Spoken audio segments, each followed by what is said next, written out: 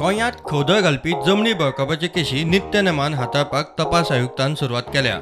दोना वयर केशी आशिल्ल्या 27 जाणांक नोटीसी धाडिल्ल्यो. तातूंतले 15 जाण आयोगा मुखार पावले.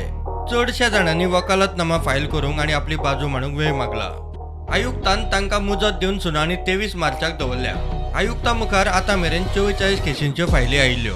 तातूंत आनीक 6 केशींची भर पडल्या. आदल्या केशींतली एक केस फाटीं घेतल्या.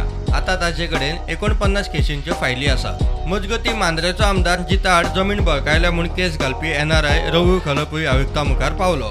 I don't know how he got permission to build roads, electrical, this thing. The land has not been converted, and he has just taken upon himself to convert the orchard into a colony. Sir, you have not sold him? No, in this case, due to political interference, it is dragging its feet.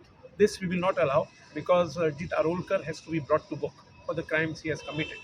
What about the other person who was the partner with him for the land? He has been called or summoned? No, Or is there any investigation on him? no, that is the investigation that the SIT has to do because Mr. Rawloo Khalap is co-owner of the property.